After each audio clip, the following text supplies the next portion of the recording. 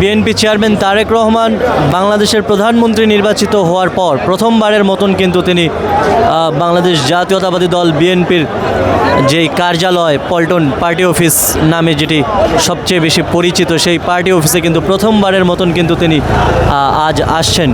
এমনটি কিন্তু গতকাল তিনি ইঞ্জিনিয়ার্স ইনস্টিটিউটে এক বক্তব্যে বলেছিলেন যে আগামীকাল দেখা হবে পার্টি অফিসে।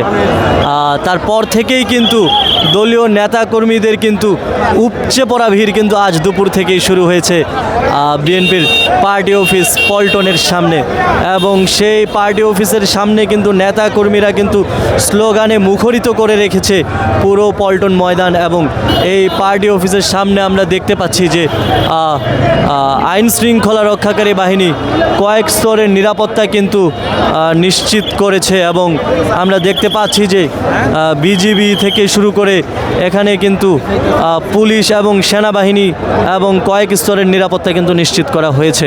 এবং নেতাকর্মীদের যেই উপচে পড়া ভিড় তা কিন্তু সামাল দিতে আইন শৃঙ্খলা রক্ষাকারী বাহিনীদের আমরা হিমশিম খেতে দেখেছি, এবং গাড়ি ঘোড়া কিন্তু এই রাস্তায় খুবই সীমিত করা হয়েছে এবং একটি করে গাড়ি কিন্তু যাচ্ছে। এবং আপনাদেরকে যদি পার্টি অফিসের সামনেটি দেখাতে চাই, বিএনপির পার্টি অফিসের সামনে কিন্তু পা রাখার জায়গা নেই বলা চলে, এবং এখানে নেতাকর্মী বিশেষ করে বাংলাদেশ জাতীয়তাবাদী ছাত্র দলের নেতাকর্মীদের একটি ভিড় আমরা একটি অবস্থান আমরা দেখতে পেয়েছি। আপনাদেরকে যদি দেখাতে চাই,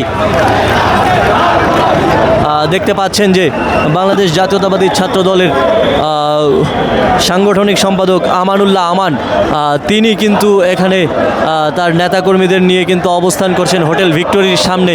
আমরা কিন্তু অনেকক্ষণ ধরে তাকে এখানে স্লোগানে মুখরিত করে রাখতে দেখেছি, এবং এখানে কিন্তু দলীয় কার্যালয়ের সামনে আমরা দেখেছি যে দলীয় কার্যালয়ে সেনাবাহিনী মোতায়েন করা হয়েছে, এবং সেনাবাহিনী ছাড়াও ডগিফাই থেকে শুরু করে আরেক কয়েক স্তরের নিরাপত্তা নিশ্চিত করা হয়েছে। এবং এই পার্টি অফিসের সামনে কিন্তু জনসাধারণের কিন্তু আজকে এবং নেতাকর্মীদের প্রবেশ কিন্তু সীমিত করা হয়েছে। তারেক রহমানের জন্য অপেক্ষমান দলের নেতাকর্মীদের আমরা দেখতে পেয়েছি এই পার্টি অফিসের সামনে, এবং অসংখ্য নেতাকর্মী চারোদিক দিয়ে কিন্তু পল্টন ঘিরে রেখেছেন পার্টি অফিসের সামনে।